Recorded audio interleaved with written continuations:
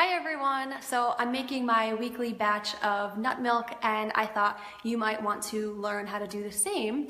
So it's super easy. I usually do almond milk. I've done a video in the past on how to make almond milk, but today I'm going to make cashew milk. It's actually a little bit easier than almond milk, a little bit simpler because you don't have to strain the finished liquid, which is one reason that why I love to make cashew milk, because it's just super easy, like 90 seconds, not even, once you've soaked the nuts, and you're good to go. So I always start with soaked nuts. Okay, it's about a cup of nuts, and it looks like more than a cup because these cashews have kind of grown from being soaked in water, as you can see.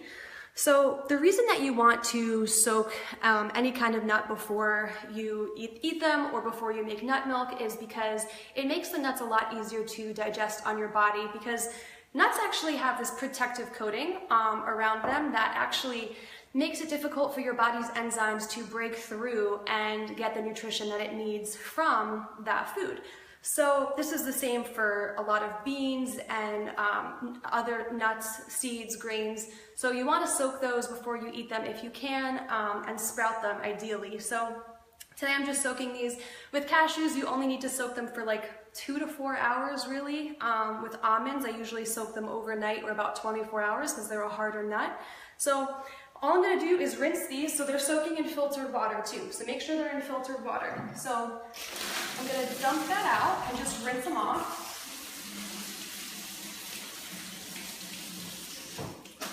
Okay. And I'm going to add these to my Vitamix. So I will say this, when I use the Vitamix, and I don't have to strain the almond or the cashew milk once it's done, because this thing is one of the most powerful, if not the most powerful blender on the market, so it makes a really smooth and creamy nut milk. But if you don't have a high-powered blender, you might not have the same smooth consistency, but try it out, you might. So then I've got a little bit of, see if you can see this, a little bit of cinnamon, pink Himalayan salt, and vanilla bean powder. So I'll just toss that into the Vitamix as well. And I've also got 2 pitted medjool dates soaking in water. You don't have to soak these. I don't soak them for the same reason that I soak the nuts. I just soak them because it kind of blends nicely into the nut milk.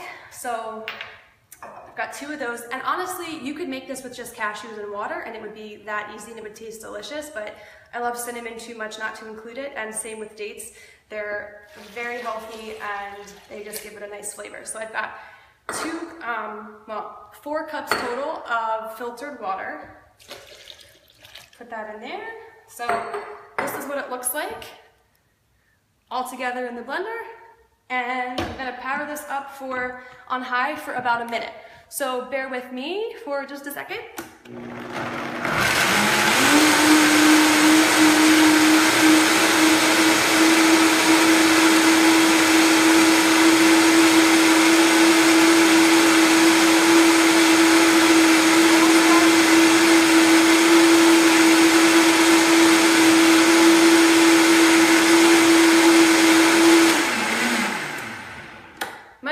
Short of a minute, but I don't want to bore you to death. So I've got homemade cashew milk here. It's that easy, seriously, and it's delicious.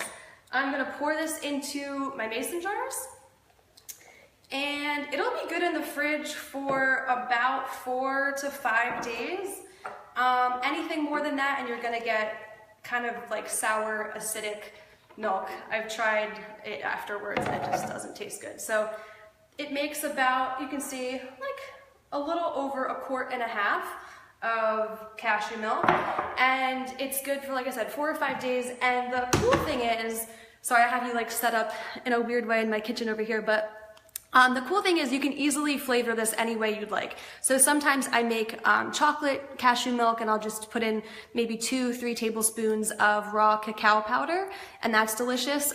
Sometimes I'll do turmeric milk, so I'll add in some turmeric and some cardamom and some ginger, and that's really delicious. So play around with it. You can do kind of whatever you want, get creative, but I just wanted to note, hi Betsy, you don't have to strain it because it is so smooth and creamy that you literally can't taste any of the fibrous parts of the cashews, and that's one of the reasons that I love to make cashew milk sometimes if I'm, if I don't have the extra time to strain almond milk.